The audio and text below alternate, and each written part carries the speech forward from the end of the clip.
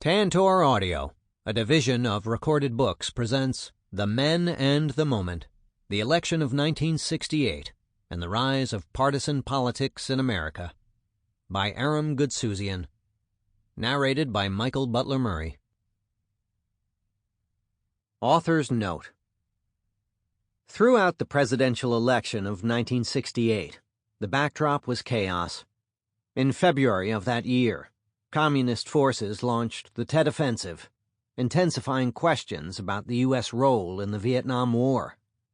In April, Martin Luther King was assassinated, triggering fury and angst among African Americans, as well as terrible riots in inner cities.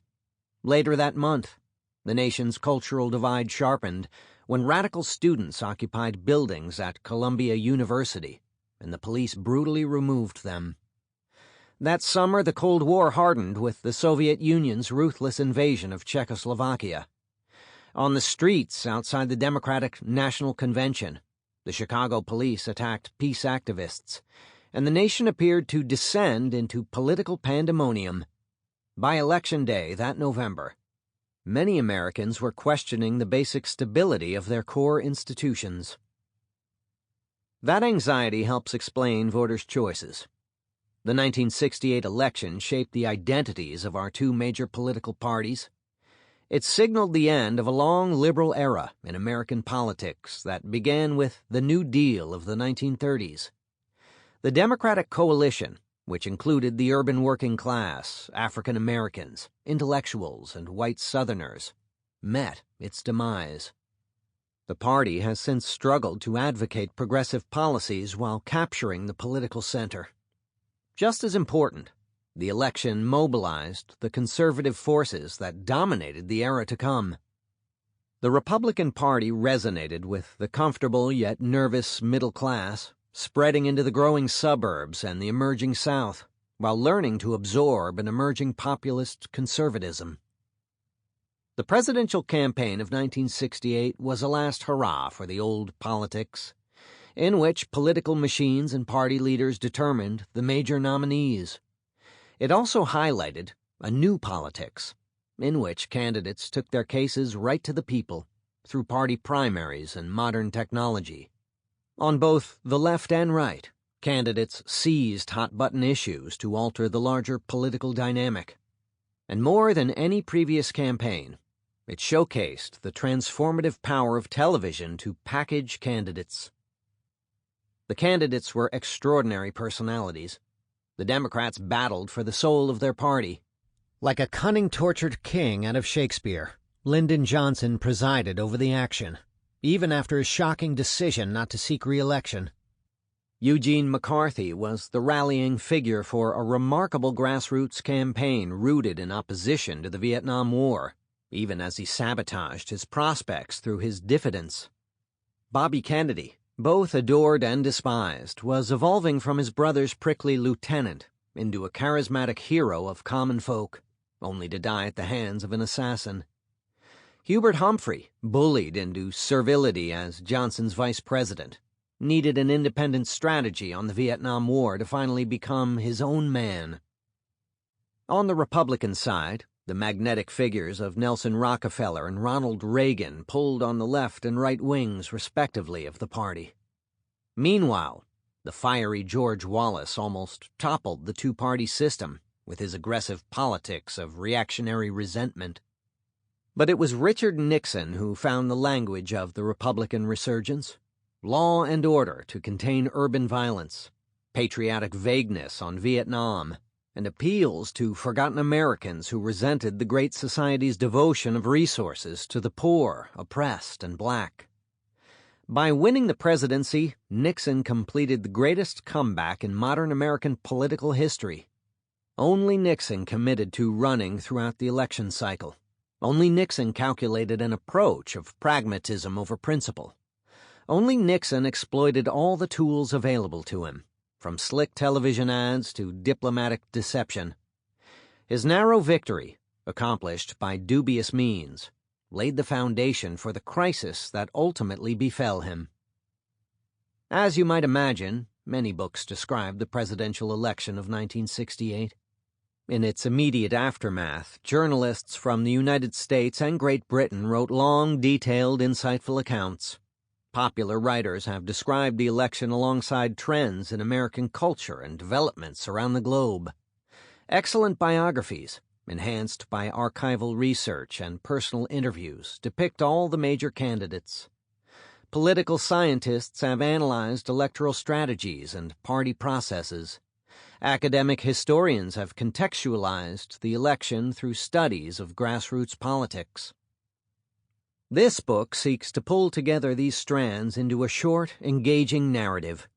It relies on the research and insights of many authors, along with the profuse output of political journalists during that hectic year. Each of the first 8 chapters centers upon a single candidate, and the chapters toggle back and forth between Democrats and Republicans until the chapter on George Wallace, who ran under the banner of the American Independent Party. Though the book moves forward through 1968, the chapters often cover overlapping developments. The echoes of 1968 reverberate in our contemporary politics. We again have flamboyant demagogues who conjure fears of elite conspiracies, righteous progressives who seek to reclaim the ideals of the Democratic Party, liberal centrists who fail to summon a unifying message, and accusations of foreign interference in our democratic process. My hope is that readers can draw those parallels, yet understand the election of 1968 within its special context, particularly through the personal experiences of each candidate. These were all elite, influential white men in late adulthood. At times, they were put to the test. As the book and chapter titles illustrate, their notions of manhood shaped their political identities, sometimes in overt ways, and at other times more subtly. But gender roles and expectations on their own cannot explain the presidential election of 1968. Each candidate was responding to the swirling forces of that tumultuous year, acting in a specific historical moment. Their critical decisions, which altered the nation's destiny, were shaped by their personal backstories, their public images, and their political odysseys. 1. Hound Bitch in Heat.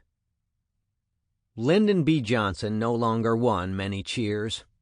But as he strode into the chamber of the House of Representatives on January 17, 1968, to deliver the State of the Union address, the assembled senators, representatives, Supreme Court justices, cabinet members, and other dignitaries gave him a warm ovation.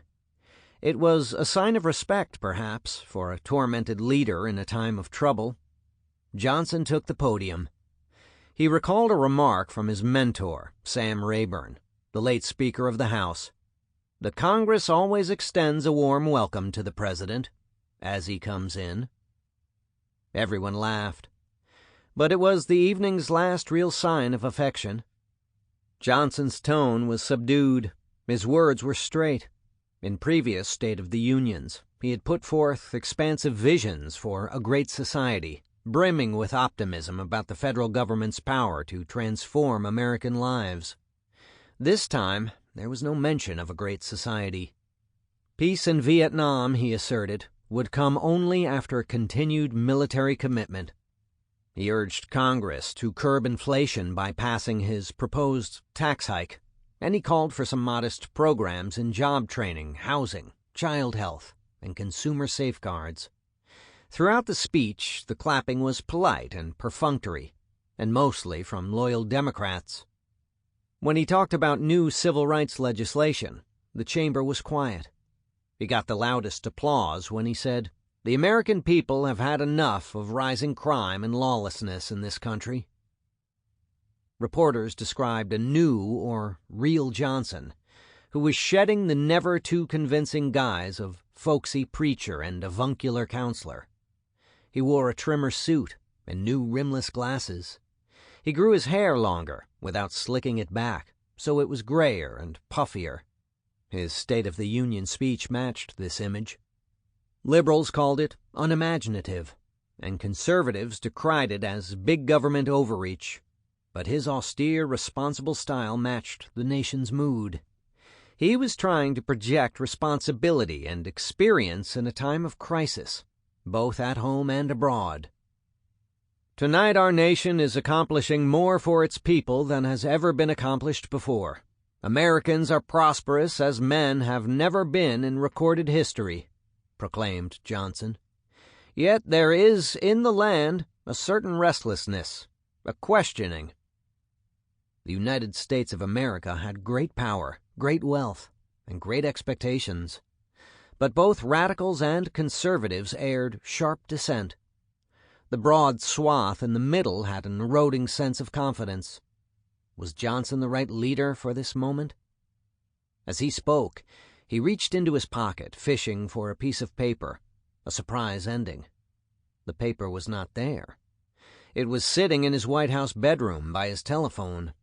On some level, he knew this, but he reached into his pocket anyway. For now, he remained the leading candidate in the presidential election of 1968. Johnson's life was politics, and he loved power. He had no real hobbies and few real friends. He worked long days with exceptional gusto. To his aides, he could be extraordinarily cruel, berating them, exhausting them with demands for work, carrying on discussions while plopped on the toilet. Yet he showered the same people with flattery and gifts, winning their loyalty. He was a man that knew how to use people. He studied their needs, their wants, their flaws. He was famous for the Johnson treatment, a combination of cajoling, earthy analogies, veiled threats, and physical force, all in the name of getting his way.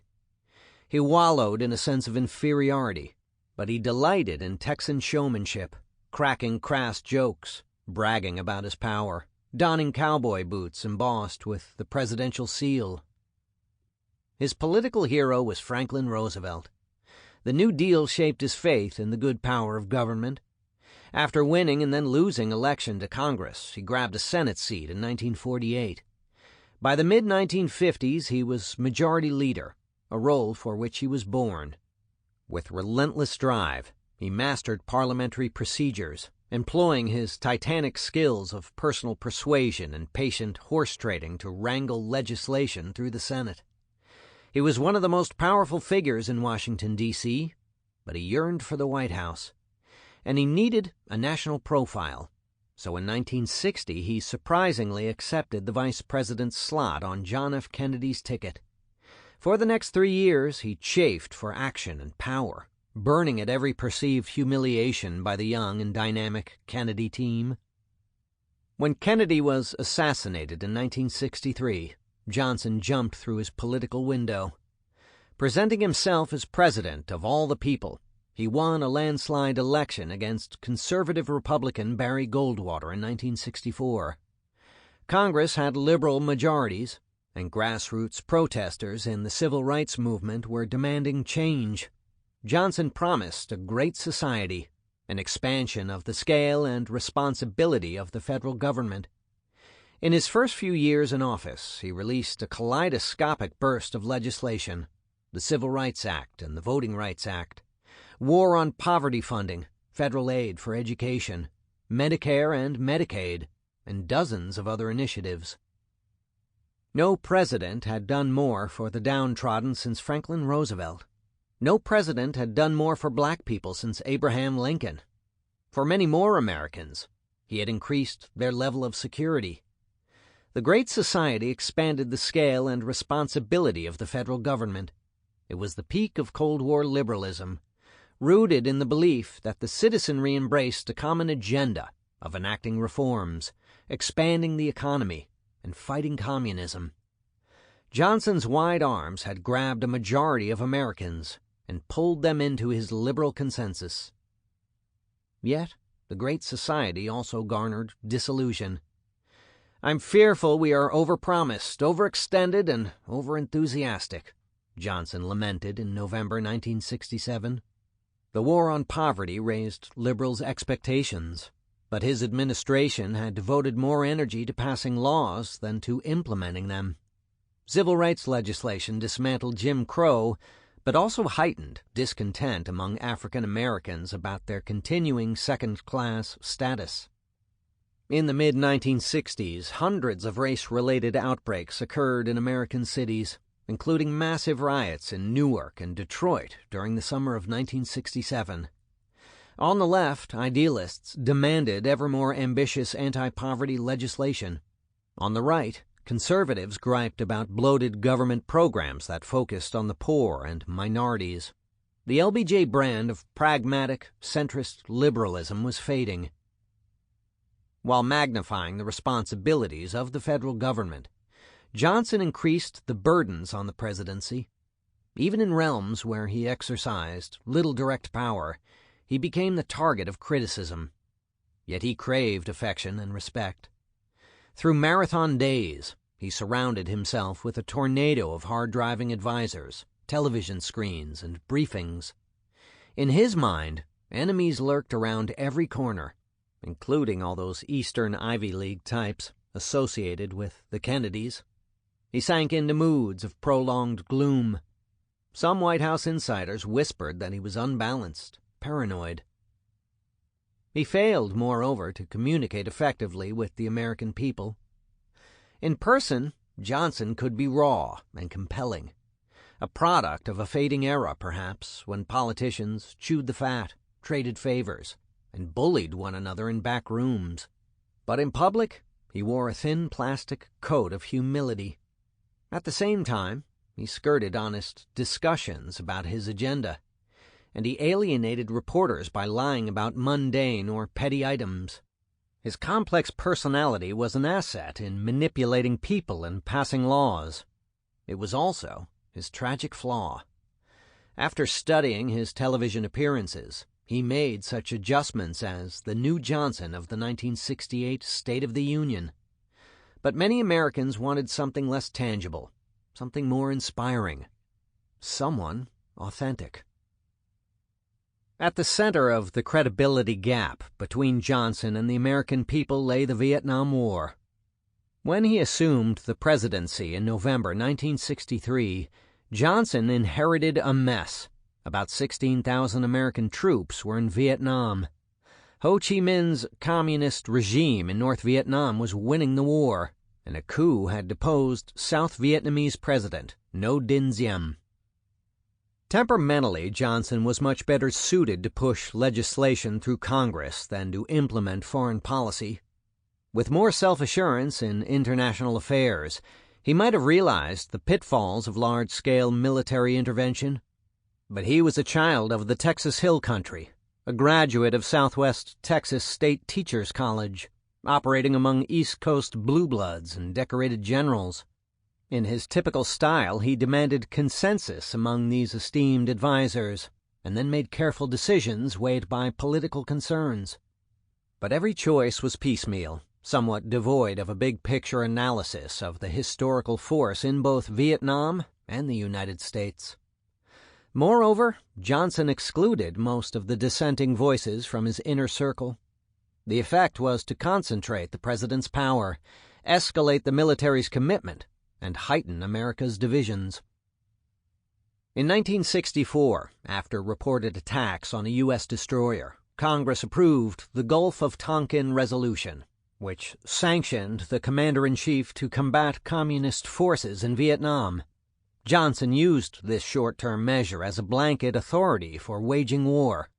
In early 1965, after a raid on an Air Force station in Pleiku, Johnson started intense bombing raids in North Vietnam. That summer, U.S. ground forces started pouring into Southeast Asia. Out of some combination of Cold War principles and political calculation, he declared, "I am not going to lose Vietnam." By the end of 1966, 450,000 American personnel were there. Johnson sought military solutions, but he faced an essentially political problem. The communist Viet Cong controlled much of the South Vietnamese countryside, and the corrupt government in Saigon was losing legitimacy. Johnson never introduced a genuine Vietnam debate to Congress, nor did he level with the American people. He failed to explain how the war served the national purpose, and he avoided any call for sacrifice. Why were 500,000 troops in South Vietnam by 1968? What did their military victories actually accomplish? The press started depicting Johnson as out of touch, surrounded by yes-men, a devious warmonger. For all his political talents, he won little loyalty or affection from average Americans. He polled as low as 23% about his handling of the war and his general performance. When Time declared him 1967's Man of the Year, the cover caricatured him as King Lear, doomed by foolish pride, a tragic embodiment of a dwindling national spirit. By then, dissident liberals were leading a Dump Johnson movement, seeking a new Democratic nominee for the 1968 election. Some prominent politicians questioned the rationale behind the war. Intellectuals, clergy, and newspaper editors griped that the war abused American power and siphoned resources from the Great Society. College students and radical groups engaged in dramatic public protests. During a White House luncheon in January 1968, the entertainer Eartha Kitt scolded Johnson's wife, Lady Bird, blaming the war for the nation's larger disaffection. "You send the best of this country off to be shot and maimed," seethed Kitt. More and more, Johnson isolated himself in the Oval Office. Envisioning himself as an embattled wartime president in the mold of Abraham Lincoln, he stayed the course. He believed that Ho Chi Minh would exploit any bombing pause for military advantage, and he refused to compromise the security of American troops.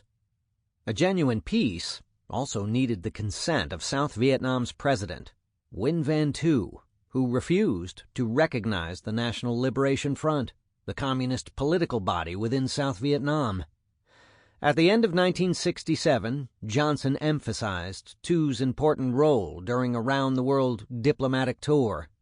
He had transformed a visit to Australia, for the funeral of Prime Minister Harold Holt, into a minor Asian summit, followed by surprise stops in Thailand, Vietnam, and Pakistan.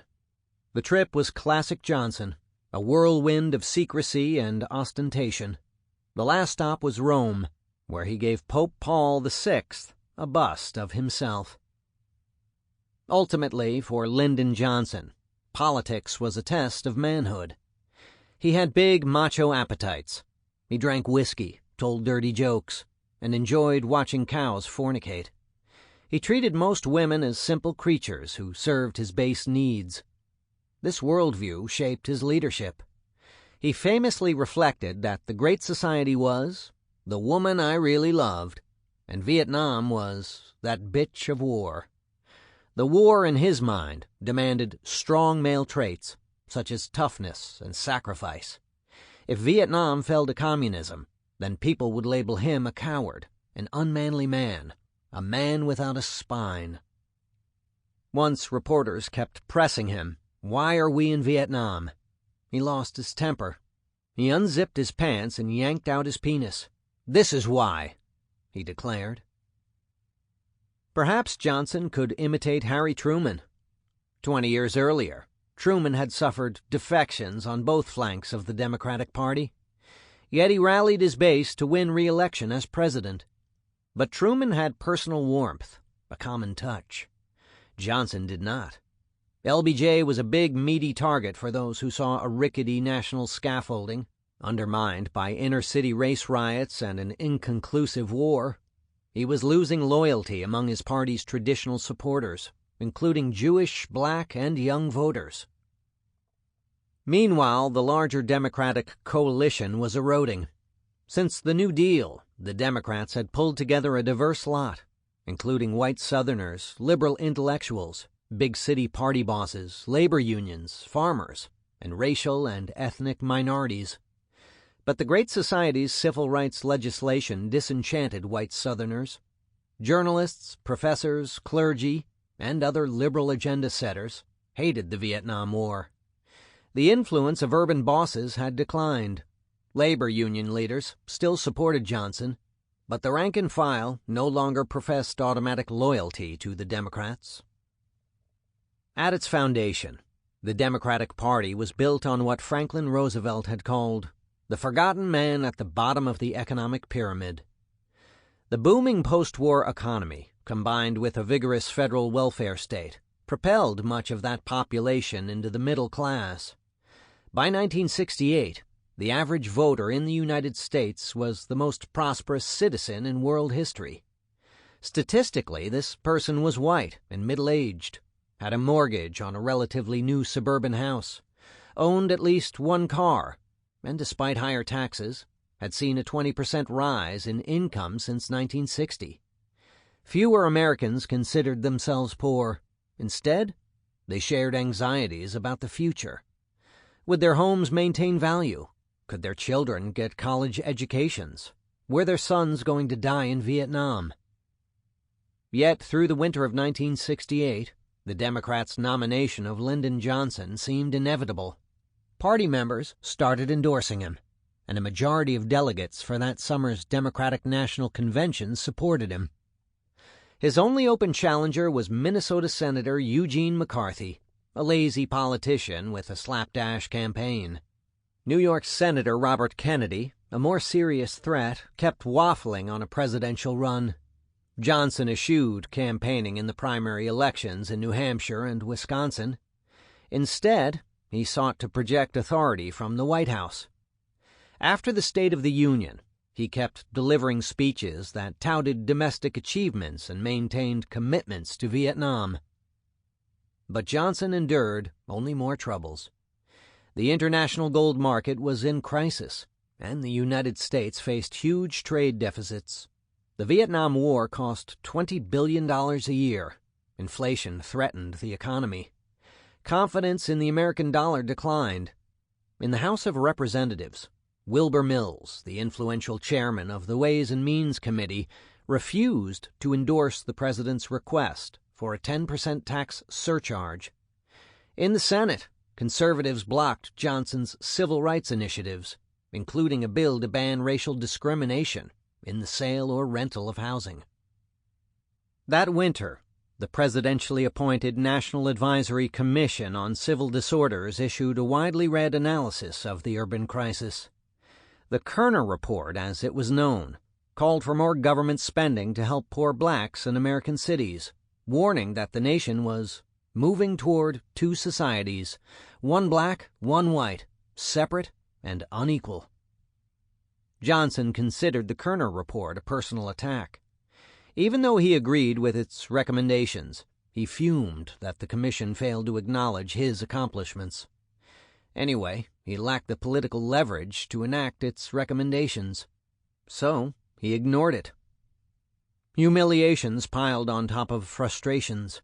On January 23, 1968, North Korea seized the Pueblo, a small naval vessel collecting electronic intelligence. 83 American sailors were held hostage. The communist regime of Kim Il-sung demanded that the United States apologize and promise to avoid similar missions, even though the Pueblo had been beyond North Korean waters. While battering American prestige, the hijacking stoked fears of a wider Asian war. About 50,000 American troops were already stationed in South Korea, patrolling the demilitarized zone. Johnson cautiously avoided any intensification of the dispute, even as North Korea imprisoned American sailors. The Vietnam War was straining American resources.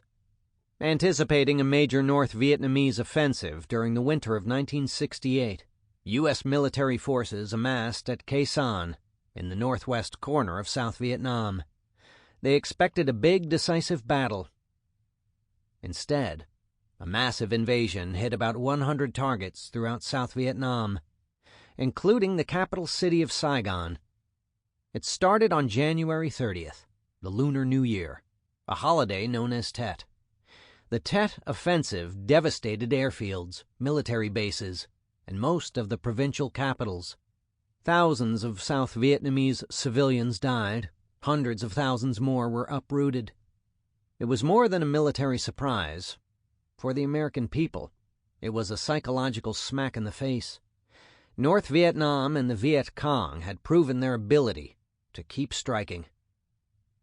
The press painted the Tet Offensive as a disaster.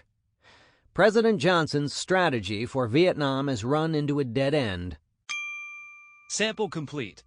Ready to continue?